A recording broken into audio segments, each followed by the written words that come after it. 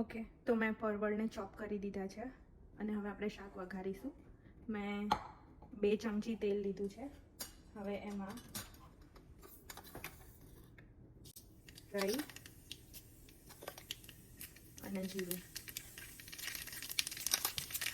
નાખી અને પછી વઘાર થઈ જાય એટલે પરવળ નાખીને ઢાંકી દઈએ.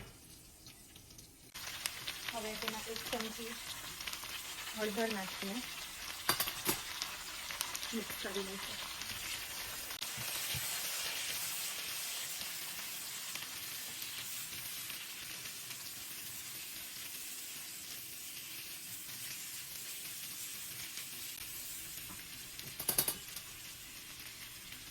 થોડું સોલ્ટ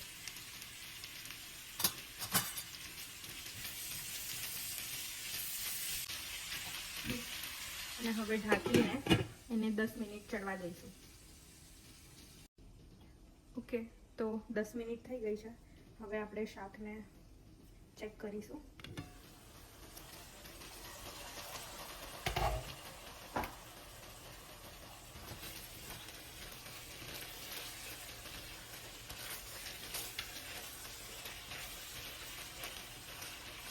શાક સરસ થઈ ગયું છે. જો છૂટી જાય છે. 1 ચમચી લાલ મરચું,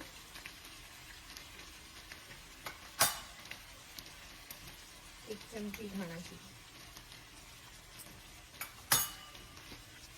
અને 2 ચમચી જેટલો ગોળ. અને ગળ્યું ભાવે છે એટલે મેં ગોળ નાખું છું. તમે સ્કીપ કરી શકો છો અગર ગળ્યું ના ભાવે તો. અને મિક્સ કરી ને હજી બીજી 2-3 મિનિટ ચડવા દઈશું અને શાક ડન.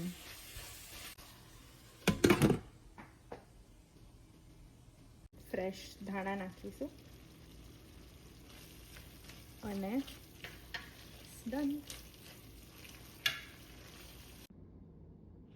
ઓકે, પરવળનું શાક રેડી થઈ ગયું છે. રોટલી છે, ગોળ છે, અમારું ફેવરેટ શાક છે.